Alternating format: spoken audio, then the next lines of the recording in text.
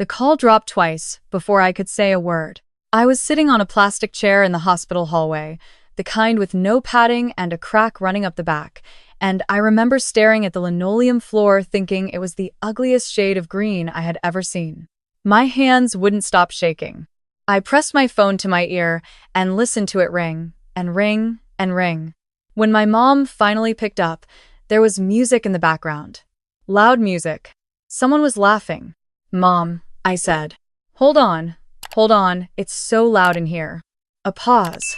Muffled voices. Then, "Okay, what's up, honey?" I told her. I said the words out loud for the first time, and saying them made them real in a way that the doctor's face hadn't, in a way that the signed paperwork hadn't. I said, "Marcus is gone. He died 20 minutes ago. I'm at Street Catherine's, and I need you to come." The music kept playing in the background.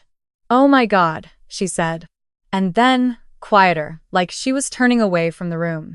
"It's Rachel's birthday dinner. We're at the restaurant." I didn't say anything. "We just got our food," she said. I hung up.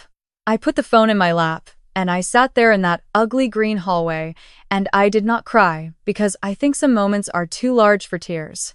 I just sat there, and I thought about Marcus, about the way he used to hum while he made coffee in the morning, always slightly off-key, always the same 3 songs. I thought about how 9 hours ago I had kissed him goodbye and told him to drive safe, and how he had said always do, and how that was the last thing I ever heard him say. He was 34 years old, a truck ran a red light, and that was it. That was everything.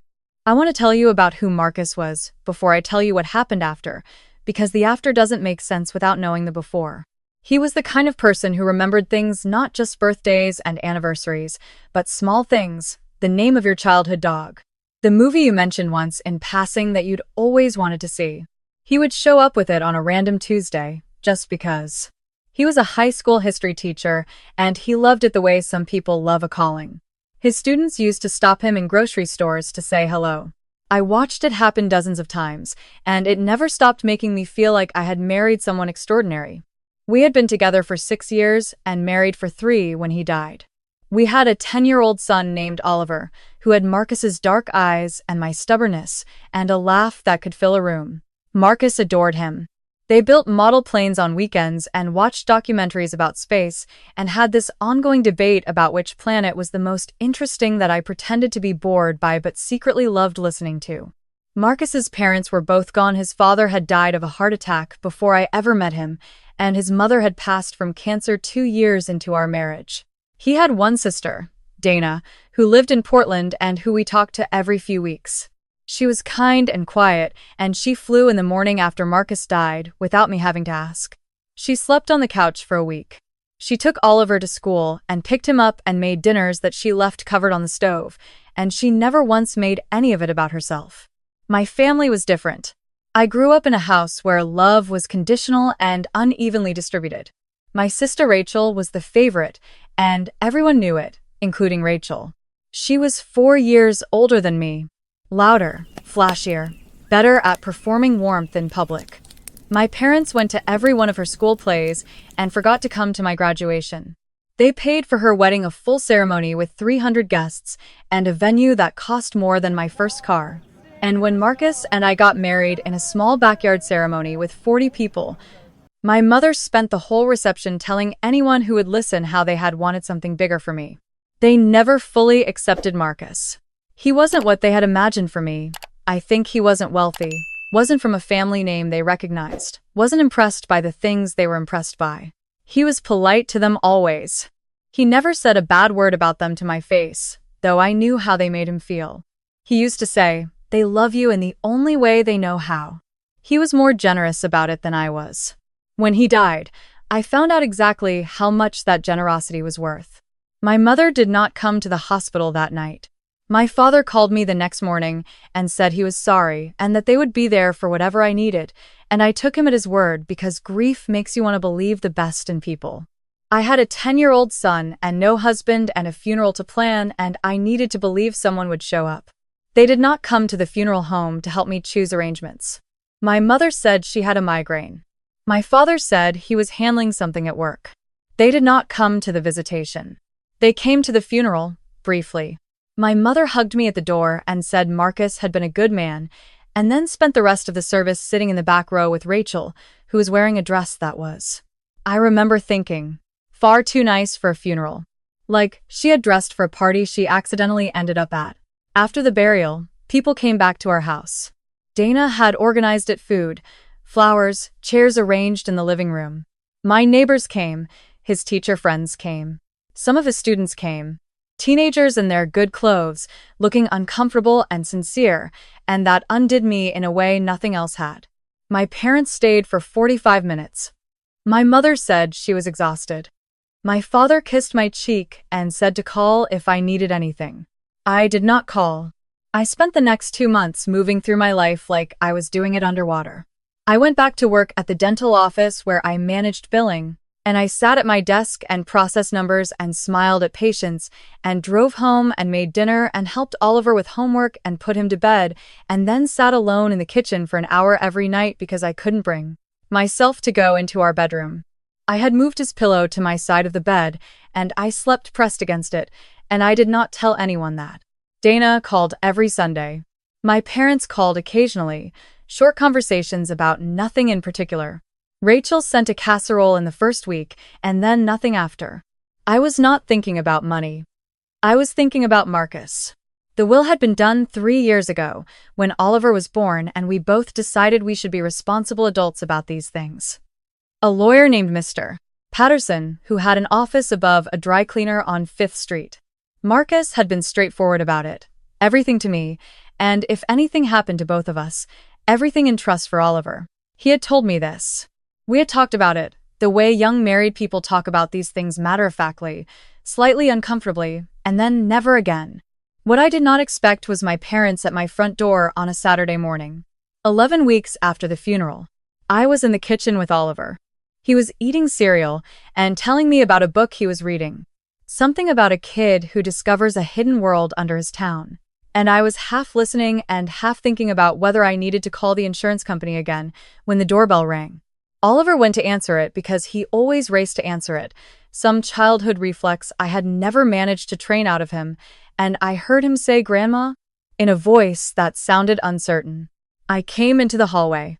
My mother was standing on the porch in a blouse I had never seen before, pressed and neat, and my father was behind her in slacks. They looked like they were dressed for a meeting. We were in the area, my mother said. Which was a lie, because we lived 40 minutes from them, and they had never once been in the area in the 3 years we had lived in this house. I let them in. I made coffee. Oliver hovered for a few minutes and then went to his room, and I noticed he did not hug them, which he used to do automatically. And I wondered when that had stopped. We sat in the living room. My mother looked around the room in a way I recognized, cataloging, assessing. My father sat with his hands on his knees. "We wanted to check on you," my mother said. "See how you're doing." "I'm managing," I said. "And Oliver?" "He's doing okay. He's in therapy. He's a resilient kid." She nodded. There was a pause that went on too long. "We've been thinking," my father said, "about the practical side of things." I looked at him. "The house," he said. "The accounts. What Marcus left. I haven't fully sorted through all of it yet," I said carefully. Of course. He nodded like this was reasonable. But eventually, once things are settled, we thought it might make sense to have a conversation about helping the family out a bit. He paused. "We did give you two some money early on. When you were first starting out, you remember." I remembered. $3,000 when Marcus and I had moved into our first apartment together, offered with enough commentary attached to it that we had spent 2 years paying it back in small increments until we were done. "I remember," I said. "And your mother and I have had some expenses lately. The roof on the house. Rachel's thing with her business." He waved his hand vaguely. "We thought, given that Marcus left you everything, and given that family is family, it would be fair to think about sharing some of that." I heard what he was saying. I wanted to make sure I had heard it correctly. "You're asking me for money," I said. "From Marcus's estate." "We're asking you to consider the family," my mother said. "That's all." I sat with that for a moment. I thought about the hospital hallway. I thought about the plastic chair and the ugly linoleum and the phone ringing and ringing. I thought about 45 minutes at the reception and the dry cleaner on 5th Street and Dana sleeping on my couch for a week without being asked. I'll think about it, I said. They left smiling. I went upstairs and knocked on Oliver's door. He was lying on his bed with his book, and he looked up when I came in, and he had Marcus's eyes, and for a second I just held on to the doorframe. Are they gone? He asked. They're gone, I said. He nodded and went back to his book. Then he looked up again. Mom, why did they come? I sat on the edge of his bed. He was 10 years old. He had buried his father 2 months ago, and he was still going to school every day and reading books about hidden worlds, and I thought, he deserves the truth, not all of it, but enough. They want some of Dad's money, I said. Oliver looked at me for a long moment. But Dad didn't leave them any money. No, I said. He didn't. So they want you to give them some. That's what they're asking. He was quiet. He looked down at his book and then back up at me. Dad really didn't like them, he said. Not meanly. Just as a fact. I know, I said. He was nice to them anyway, Oliver said. But he told me once when you and Mom were having that fight about Christmas and Grandma kept calling, he told me that sometimes you can love someone and still know they're not good for you. He said you were the bravest person he knew for figuring that out. He paused. I don't think he was talking about Grandma.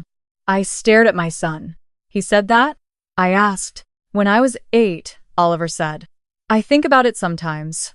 I left his room and I went into my bedroom, and I sat on Marcus's side of the bed, and I finally cried. Not for my parents. For Marcus, who had seen me clearly and loved me anyway, and found a way to pass that down to our son while I wasn't even in the room. That night, I called Mr. Patterson.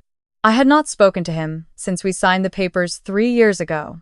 He answered on the second ring, and I explained the situation, my parents, the visit, what they had asked.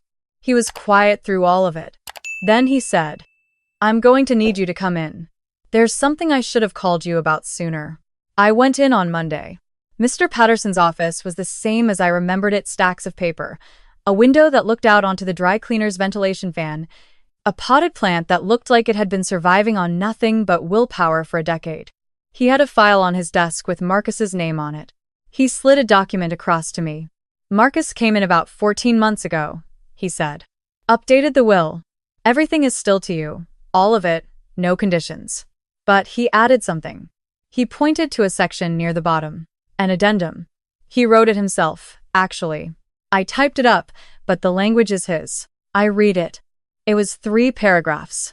The first established clearly, in formal legal terms, that no portion of the estate was to be distributed to any member of my family of origin, and that any claim made by them would be considered without legal standing. The second paragraph named Dana specifically as Oliver's guardian in the event that anything happened to me, which I had not known. The third paragraph was not legal language at all. It was just Marcus, writing in the way he talked, and reading it felt like hearing his voice in that office above the dry cleaner, and I had to stop twice before I could get through it. He wrote that he knew my parents. He wrote that he had watched them for 6 years and that he knew what they were capable of and what they were not. He wrote that he was not writing this in anger but in clarity. He wrote, I want my wife to be free. Whatever happens to me, I want her to know she doesn't owe them anything. She never did. She never will. Everything I have is hers, because everything I had that mattered, she gave me. Mr. Patterson let me sit there for a while. He got up and came back with a cup of water and didn't say anything, which I appreciated. When I could talk again, I asked what my parents could legally do if they pushed back. Nothing, he said. The will is clean. It was updated properly, witnessed, filed. There is no legal argument they can make. He paused. I do want to ask, did they make a specific demand, an amount? I thought about my father's hands on his knees. Fair to think about sharing some of that. They were vague, I said. Implied. Nothing in writing. If they come back, he said, and they get specific documented. But honestly, they don't have a case. They never had a case. Marcus made sure of that. I drove home, and I sat in the driveway for 10 minutes. Marcus had done this 14 months ago. Oliver had been 9. We had been making spaghetti on Tuesday nights and complaining about the neighbor's dog and talking about maybe taking a trip to the coast that summer. He had sat across from me at our kitchen table 1,000 times after that afternoon in Mr. Patterson's office, and he had not said a word, because he didn't want me to carry it. He had just quietly made sure I would be okay. I thought about calling my parents and telling them. I thought about a long, careful conversation where I explained what Marcus had done and why, and what it meant. I thought about my mother's face. Then I thought, no. I went inside, and I made dinner. 3 weeks later, my mother called. She started with pleasantries. How is Oliver? How is work? Terrible weather lately. Then she circled around to it, more pointed this time, asking if I had looked into things and whether I had thought about what they had discussed. I've thought about it, I said. And? Marcus left detailed instructions, I said. Everything is managed. I'm not able to redirect anything. A pause. What does that mean exactly? It means the estate is handled. There's nothing for me to give or to choose to give. She said, and her voice had an edge to it now. The edge I had grown up navigating around like furniture in a dark room. To give. I said simply, Rachel thinks you're being spiteful, she said. After everything we've done. Tell Rachel I said hello, I said. I could hear her trying to decide what to do with that. You would really let money come between us? She said finally. Your own family? I thought about the hospital hallway.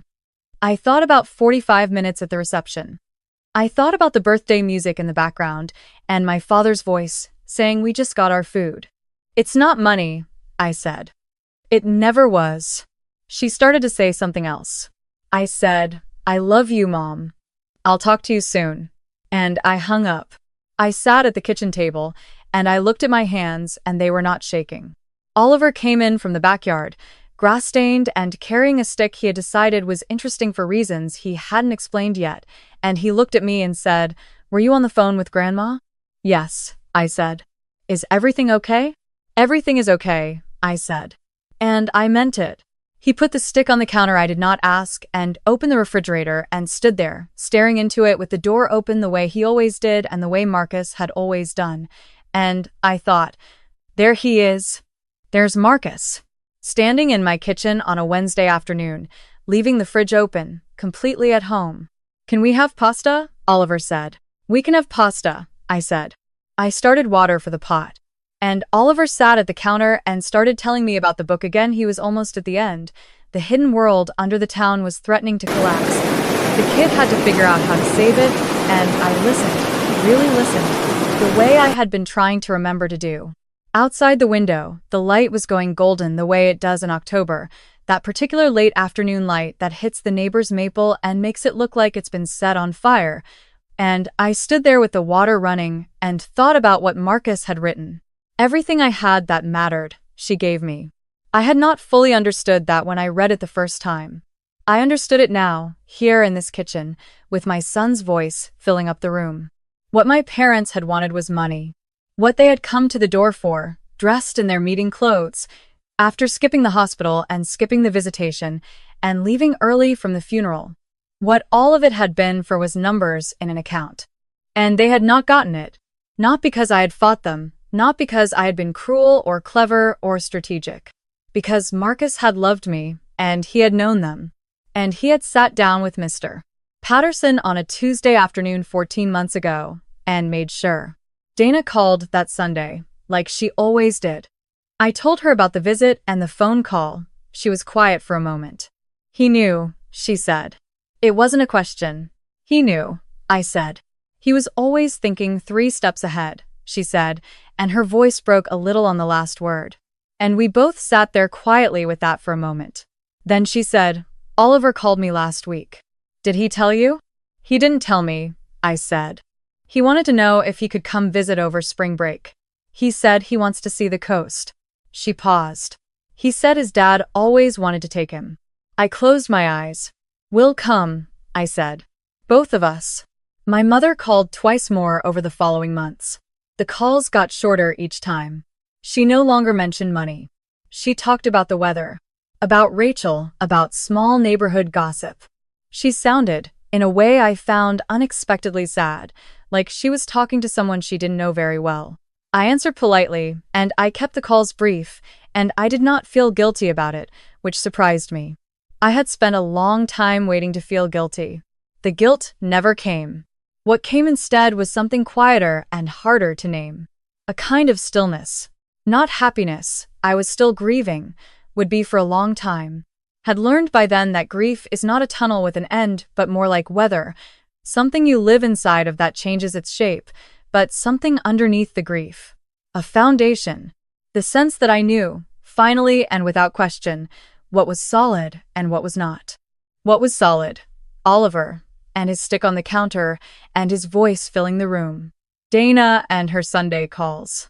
The history teacher friends who came to dinner once a month and talked about Marcus with me the way I needed someone to, openly and without flinching, with laughter as often as sorrow. The neighbors who had brought food. The teenagers in their good clothes at the funeral. What was not solid? I think I had known for a long time. I had just been waiting for permission to know it. Oliver finished his book. The Kids Saved the Hidden World. He told me, but it cost him something. He had to leave part of himself behind in order to bring everyone else home. That's a lot for a kid's book, I said. Dad would have liked it, Oliver said. He would have, I agreed. Oliver was quiet for a moment, turning the book over in his hands. Then he said, I'm going to be okay, Mom. I think you should know that. I've been thinking about it, and I think we're going to be okay. He was 10 years old. I hugged him for a long time, longer than he usually tolerates, and he let me, which he only does when he knows I need it. When I pulled back, he looked at me seriously and said, Can we get a dog? Absolutely not, I said. Dad would have said yes. Dad also left the refrigerator open every single time. Oliver grinned. It was Marcus's grin, the exact shape of it, and it lit up his whole face and filled the kitchen with it, and I stood there and I let it. Somewhere in that same month, a letter arrived from my mother. An actual letter, handwritten, the first she had sent since a birthday card when I was in college. It was 2 pages. She talked about her own mother, my grandmother, who had died before I was born, and about things her mother had and hadn't done. It was the closest she had ever come, in any conversation or communication I could remember, to saying that she knew something had gone wrong. Not an apology. Nothing that direct, but something. I read it twice. I put it in the drawer in my bedside table. The one where I keep things I'm not sure what to do with yet. I haven't written back. I might, someday. I haven't decided. What I have decided is this. I am not going to spend what is left of my life waiting for people to become someone they are not. Marcus taught me that, not by telling me, but by showing me, every Tuesday morning with his slightly off-key humming. Every evening when he sat across from me at the kitchen table. Every moment he chose me without qualification, and without the kind of love that comes with a price tag attached. He chose me. He documented it. He made sure, even from wherever he is now, that it would hold. Spring break came. Oliver and I drove to the coast. Dana met us there, and we rented a house on a bluff with a porch that faced the water, and we spent 4 days watching the ocean and eating too much seafood and playing cards in the evenings with the windows open and the sound of the waves coming in. Oliver collected shells and rocks and several pieces of sea glass that he arranged on the windowsill and photographed for reasons he did not fully explain. He talked about Marcus without prompting, just as part of regular conversation, the way you talk about someone who is part of your life even when they are not in the room. Dad would have wanted to walk down to that point. Dad always said the ocean smelled like possibility. Dana cried once, quietly, on the porch on the last night. I sat next to her, and we didn't say anything, and we watched the water until the light was completely gone. On the drive home, Oliver slept in the back seat. I drove through the dark with the radio low, and at some point I noticed I was humming 3 songs, slightly off-key, the same 3 Marcus always hummed, and I didn't stop. I let it fill the car. Outside, the highway unrolled ahead of me, and somewhere behind me, the coast fell away, and somewhere ahead was our house with the maple tree turning colors in the yard, and my kitchen, and the drawer with the letter I haven't answered yet, and a whole life that was mine, fully and without debt, because someone had loved me clearly enough to make it so. I kept humming. Oliver slept. The road went on.